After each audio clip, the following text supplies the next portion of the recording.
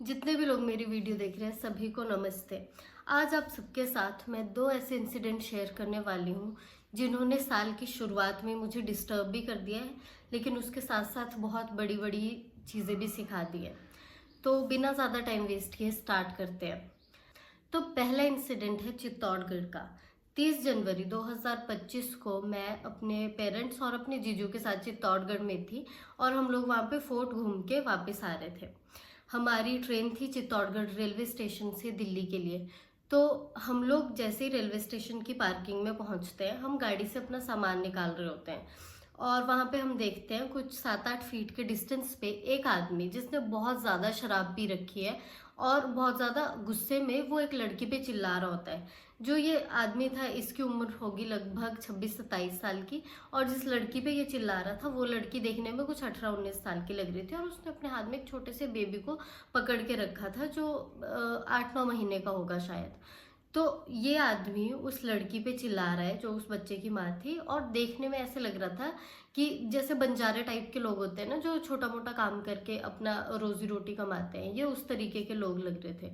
इनको देख के पहले ऐसी परसेप्शन बन जाती है माइंड में कि ये शायद हस्बैंड वाइफ है और इनका कुछ मैटर है, वो झगड़ा कर रहा है, उस लड़की को डांट रहा है। लड़की उसको कुछ बोल रही थी और वो उसको जाने के लिए बोल रहा था। झगड़ते झगड़ते वो उसको बोलता है कि तू जा, तू अपने पति के पास जा।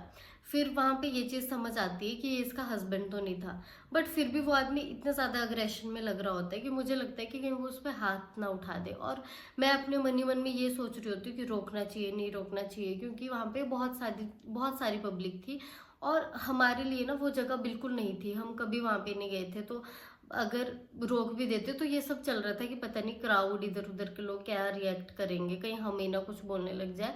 तो बहुत सारी चीजें माइंड में चल रही थी। तब तक क्या होता है, वो लड़की उसको कुछ बोलती है, मतलब वो लड़की अपने लिए बहुत गलत वर्ड यूज करती है कि तुमने तो मुझे ये बना के रखा है, ऐसे करके अपने लिए वो कुछ गलत बोलती है। ठीक है, तो बहुत खराब लग रहा होता है वो देखने में, मेरी फैमिली भी मेरे साथ होती है। एनीवे हम वो चीज़ इग्नोर ही कर रहे होते हैं उस टाइम तक और हम जा रहे होते हैं बैग्स लेके।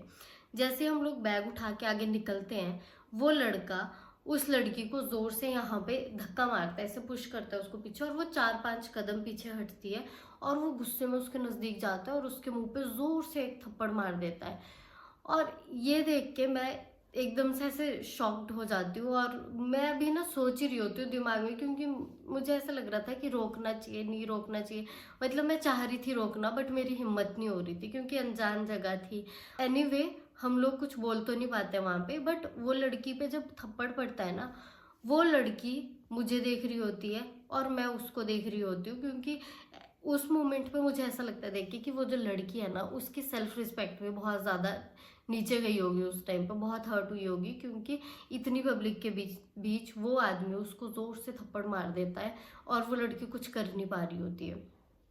तो वो होता है वहां पे कुछ देर के लिए, तो मैं भी ऐसे एकदम स्टैचू बन जाती हूँ वहां पे कि ये क्या हुआ, और मैं देख रही होती हूँ कि वो लड़की कुछ करेगी बोलेगी, और मैं खुद भी सोच रही होती हूँ कि मैं कुछ बोलूं बोलूं, लेकिन हम लोग चुपचाप रह के हम निकल ही जाते हैं वहां से आगे। अब ये जो इंसिडेंट था 4-5 दिन तक मेरे दिमाग में घूमता रहा और मेरा दिमाग खराब हो गया ये सोच सोच के कि उस आदमी ने इतने नशे की हालत में उस लड़की पे इतनी जोर से हाथ उठाया, और इतनी सारी पब्लिक थी वहां पे इंक्लूडिंग अस, किसी ने कुछ नहीं बोला, हमने भी कुछ नहीं बोला। सब ज्यादा तो मैं ये सोचती रही कि बोलना चाहिए था बोलना चाहिए था, क्यों नहीं बोला उस टाइम पे। ठीक है, तो बहुत दिमाग खराब रहा मेरा उस वजह से। एनीवे तो ये सब देखने के बाद मैं ये रियलाइज करती हूँ कि वो लेडी इतनी ज़्यादा हेल्पलेस हो गई थी जिसने अपनी सेल्फ रिस्पेक्ट को हर्ट होने दिया।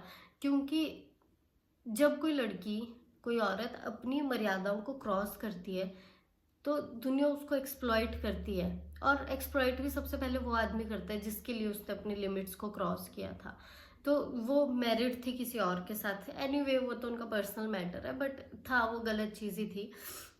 जितनी भी अभी तक मैंने दुनिया देखी है, ऐसा नहीं है कि कोई औरत अपनी मर्जी से अपनी लिमिट्स को क्रॉस करती है। आदमी हर तरीके की कोशिश करता है, हर तरीका आजमाता है कि वो उस औरत को उसकी मर्यादाओं से बाहर ला सके, जो उसको अभी देखने में अच्छी लग रही है, जिसको लग रहा है कि हाँ उसको उससे कुछ बेनिफिट हो सकता है।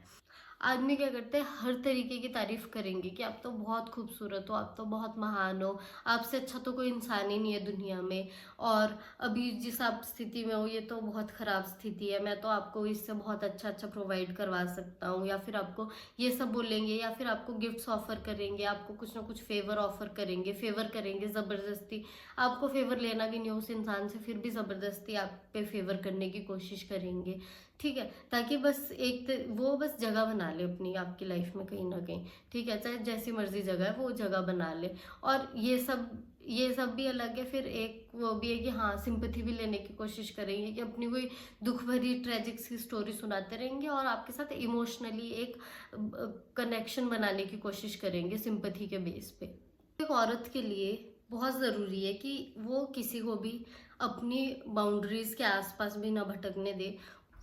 तो ये था पहला इंसिडेंट और उसकी लर्निंग। अब नेक्स्ट वीडियो में हम बात करेंगे दूसरे इंसिडेंट के बारे में। अब इस इंसिडेंट और जो मेरी लर्निंग रही है उसके बेस पे आपको कोई भी थॉट्स है आपके, वो आप शेयर कर सकते हो कमेंट बॉक्स में। एंड नेक्स्ट वीडियो में हम बात करेंगे दूसरे इंसिडेंट के बारे में। Thank you so much for watching.